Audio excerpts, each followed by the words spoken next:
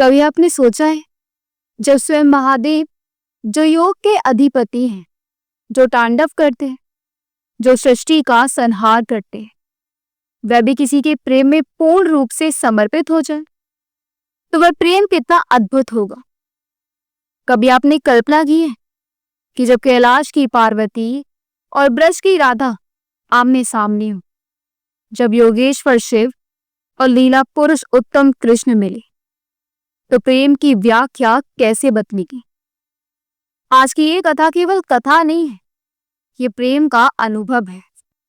ये वह क्षण है जब चार महान आत्माएं श्री कृष्ण, राधा रानी, शिवजी और पार्वती माता एक साथ एक ही लीला में प्रकट होते हैं, जहां अहंकार नहीं, केवल समर्पण होता है, जहां शब्द नहीं, केवल भावनाएं बोलती हैं, और जहां प्रेम पूजा बन जाता है।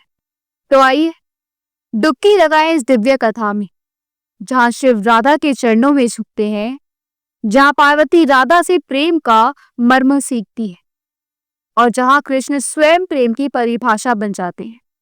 कैलाश पर्वत की शांति में भगवान शिव और माता पार्वती एक दिन ध्यान अस्त बैठे थे। बर्फ से ढका वह वातावरण जितना ठंडा था, उतना ही शांत भी। मंद समीर बह रही थी और चारों ओर दिव्यता का साम्राज्य था। उसी शांत क्षण में माता पार्वती के मन में एक जिज्ञासा ने जन्म ली। उन्होंने मुस्कुराकर शिवजी से पूछा, स्वामी, मैं एक बात समझ नहीं पाती। आप तो स्वयं त्रिलोकीनाथ हैं। जब सब कुछ आपके अधीन है, फिर भी आप अक्सर श्री कृष्ण का स्मरण करते हैं, उनकी बांसुरी की मधुरता की चर्चा करते हैं, राधा कृष्ण की रास लीलाओं की स्तुति करते हैं। क्या कारण है कि आप, जो स्वयं महादेव हैं, किसी और की भक्ति में इतने लीन हो जाते हैं? शिवजी की आंखों में चमक आ गई। वह मुस्कुराए और बोले, उमा, तुम्हारा प्रश्न गौण है, पर बहुत सुंदर भी। बात यह है कि श्री कृष्ण कोई साधारण अवतार नहीं है, वह परम ब्रह्म है, साक्षात प्रेम के स्वरूप में। और राधा, वह उस प्रेम की आत्मा है। कृष्ण और राधा का प्रेम जगत को प्रेम का वास्तविक अर्थ सिखाता। समर्पण, त्याग और निष्कलंकता। ये प्रेम किसी शरीर तक सीमित नहीं है, ये तो आत्मा के स्तर पर होता है। क्या तुम चाहते इसे साक्षात देखना? माता पार्वती उत्साह से बोली, हाँ स्वामी, यदि आप अनुमति दें तो मैं राधा कृष्ण की उस दिव्य लीला को देखना चाहती। शिवजी ने आंखें मूंद ली और गहरे ध्यान में चले गए। उसी क्षण वातावरण में एक दिव्य प्रकाश फैल। देखते देखते शिव और पार्वती दोनों अदृश्य रूप में वृंदावन पहुंच गए। वहां का दृश्य अद्भुत था। हर ओर रस भरी बांसुरी की ध्वनि, कुंजों में खिले फूलों की सुगंध, और वृंदावन की गलियों में राधा कृष्ण के प्रेम की लहरें दौड़ रही। श्री कृष्ण एक पीपल के वृक्ष के नीचे राधा रानी के साथ विराजमान थे। उनकी मुस्कान में समस्त ब्रह्मांड की मधुरता समाई थी। शिव पार्वती मंत्रमुग्ध हो गई।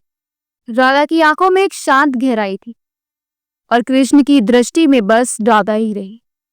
ये कोई साधारण प्रेम नहीं था, ये प्रेम का शुद्धतम रूप था। श्री कृष्ण ने दोनों को देख लिया। उन्होंने मुस्कुराते हुए कहा, आओ शिव, आओ पार्वती, आज मैं तुम्हें वह दिखाऊंगा जिसे देखकर देवलोक भी चकित रह जाता है, राधा के प्रेम की महिमा।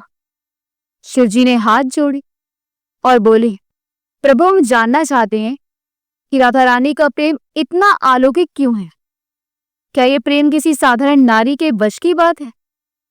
श्री कृष्ण ने मंद हंसी के साथ कहा, प्रेम की परीक्षा शब्दों से नहीं, त्याग से होती है।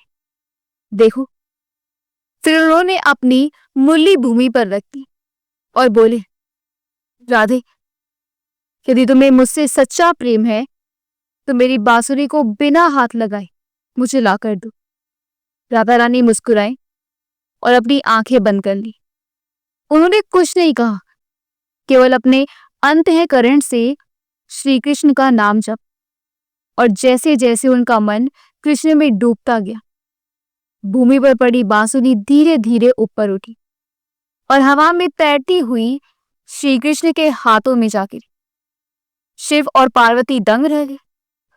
ऐसे प्रेम की उन्होंने कभी कल्पना भी नहीं की थी। पार्वती ने धीरे से कहा, स्वामी, ये तो कोई चमत्कार है। शिव बोली, नहीं उमा, ये चमत्कार नहीं है, ये प्रेम है। जो प्रेम राधा को कृष्ण से है वह तर्क से परे है। उसमें ना कोई अपेक्षा है ना कोई अधिकार, बस समर्पण है। यही कारण है कि कृष्ण भी राधा के बिना अधूरे हैं। श्री कृष्ण ने मुस्कुराते हुए कहा, शिव, आज तुमने राधा का प्रेम देख लिया। अब बताओ, क्या तुम्हें लगता है कि ब्रह्मांड में इससे बड़ा कोई तप या ज्ञान हो सकता है? शिवजी ने हाथ जोड़ लिए और बोली, प्रभु, मैं तो आज से राधा रानी का सेवक बन गया हूं। यदि आप आज्ञा दें तो मैं उनके प्रेम में सहभागी बनना चाहता हूं। विष्णु मुस्कुराए और बोले, तो वृंदावन आओ, गोपी भेष धारण करो और मेरी रास लीला में सम्मिलित हो। और वही क्षण था जब शिवजी ने गोपी भेष में रास लीला में भाग लिया। तभी से उनका एक नाम पड़ा, गोपेश्वर महादेव। पार्वती माता की आंखों में आंसू थे। उन्होंने धीरे से राधा रानी के चरणों में सिर झुका दिया। हे राधे, तुमने मुझे प्रेम का वास्तविक अर्थ सिखाए। प्रेम में ना कोई मैं होता है ना तू, वहां सिर्फ हम होता है और उस हम में भगवान समा जाते हैं। राधा रानी मुस्कुराई और बोली, माता, प्रेम पाने के लिए पहले अपने अहम को खोना पड़ता है और जब कोई अपना सर्वस्व अर्पण कर देता है तभी श्री कृष्ण उसके हो जाते हैं। उस दिन के बाद पार्वती जब भी भक्तों को प्रेम का उपदेश देती तो राधा कृष्ण के प्रेम को आदर्श मानकर कहती, अगर प्रेम करना है तो राधा जैसा करो, जिसमें केवल देना हो, लेना नहीं।